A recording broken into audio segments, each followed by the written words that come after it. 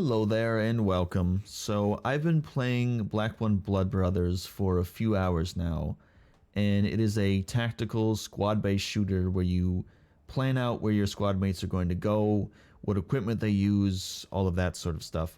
And it reminds me of the old Rainbow Six games. This game is in early access, so keep that in mind.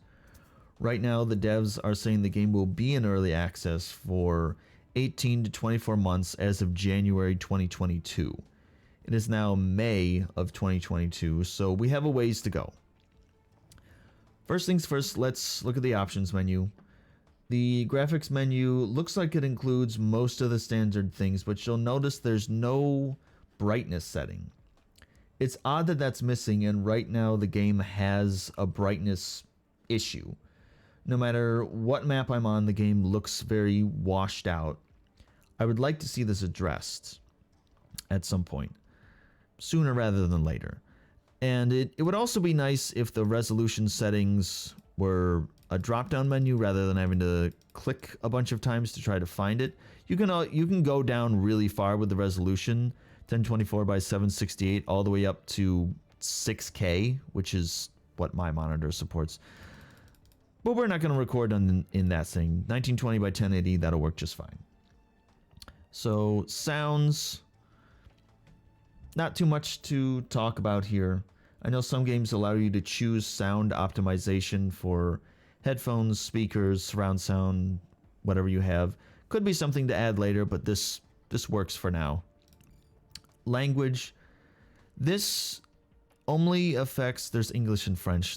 I believe this only affects the text, not the spoken language. There's plenty of time for localization for spoken language and also text language, but just know there's only English and French in here right now. Gameplay has everything it needs, I think. FOV slider, a few different toggles here, mouse sensitivity.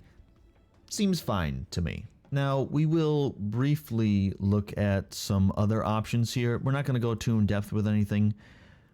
Career just shows you different little achievements that you can get for killing enemies, operations, doing missions, complete a set number of missions, get XP for it.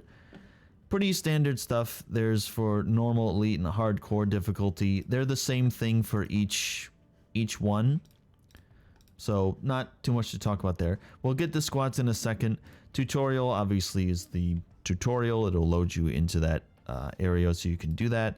Training is just, you can deploy as many of your squad as you want, or just one person if you want to, into the training area. There are no enemies, and you can just practice whatever it is that you want to practice, whatever you want to do.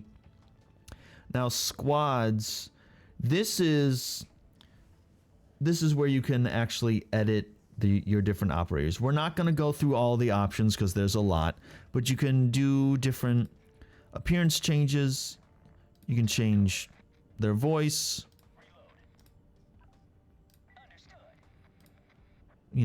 Whatever you want to do here.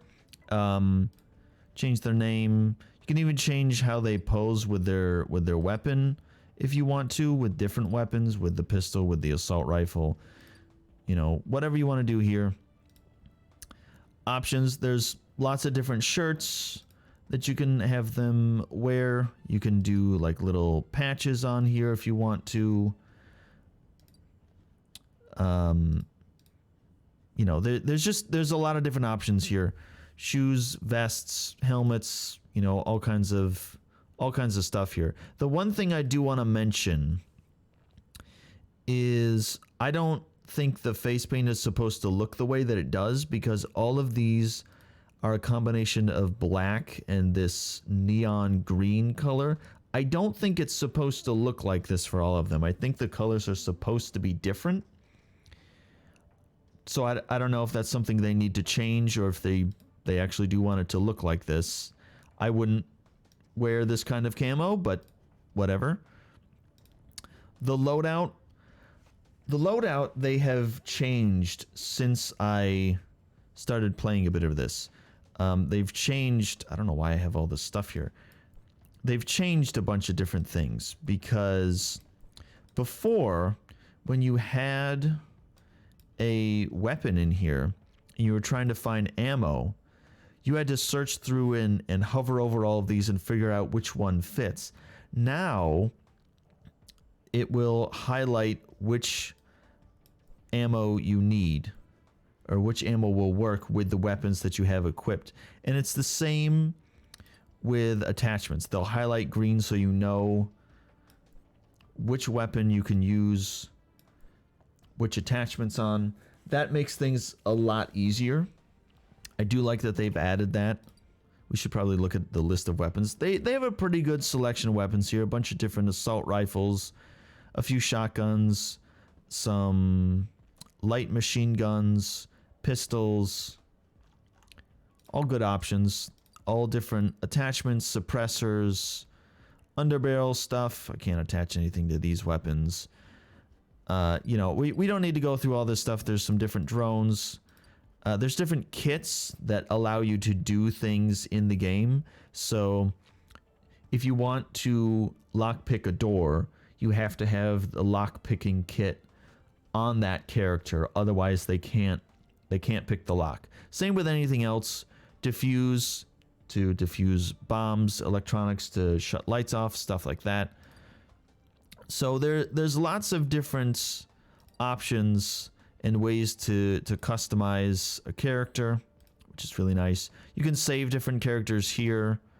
You can do only saving the loadout, save the outfit, save the character, or save the whole thing. You can see this is Steve. I saved Steve. So I just wanted to look at that, the squad menu in brief. There's lots of different things that you can customize. It's really nice. And it's good. I like it. Now, I want to be clear, because I want to support this game, and I do, because I think they have all of the basic pieces in there. I think that when development is done, this game can be really great. But I will be honest, right now, this early in development, it's rough.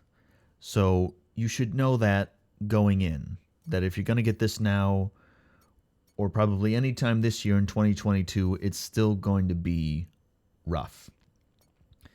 Now, I have some gameplay going right now when I wasn't fumbling around trying to figure things out.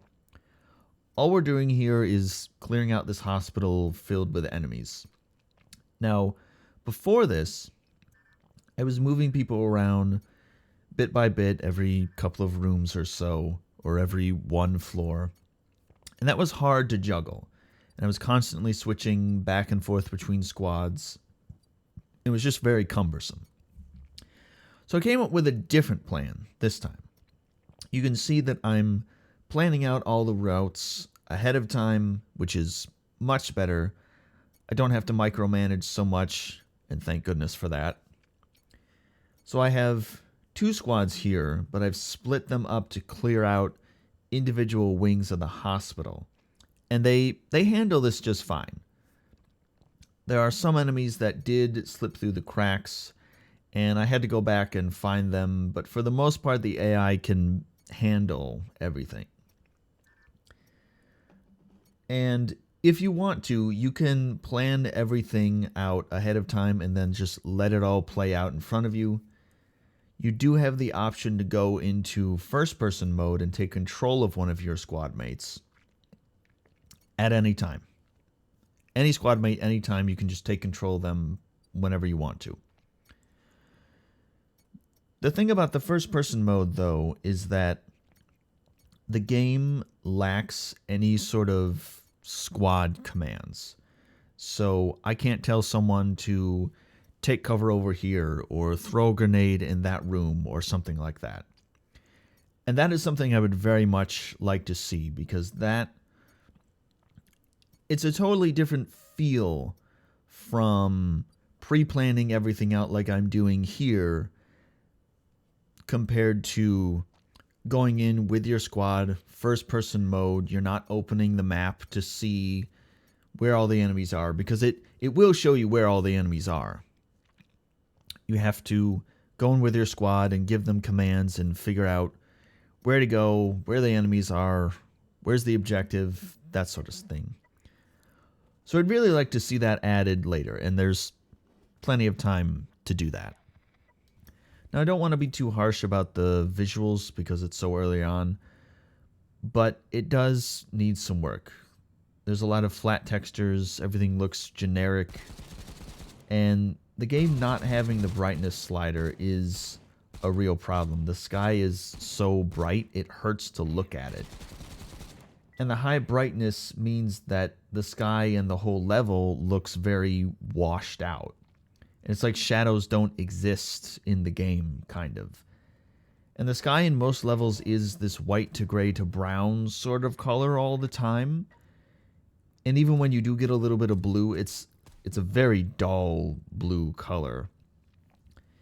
When you look at things in the distance, it looks blurry, like the screen has been smudged with Vaseline or something. I wanted to mention a couple of things that happen on this map. I fall off the railing here, and I'm not sure how I even got on top of the railing because I was coming down the stairs, and I thought maybe my character started floating or something like that, and then I fell off. I think this must be some kind of bug. I don't know how I managed to go from being on the stairs to on the railing, but this is a little bug that I noticed. I wanted to point this out as well. AI pathing is a bit of a problem. You can see this guy is stuck in the corner here and isn't moving. And I issued a movement command for this guy, but the line goes straight out of the building, and he seems to not understand that he needs to come out this door and down the stairs in order to get out of the building. So I have to reissue the command in basically the same area that I first put it, and now the line shows that he'll come out the door and go down the stairs, and now he can find his way out. That has happened on other maps. It seems to be when the character is far away from where you're issuing them to move to.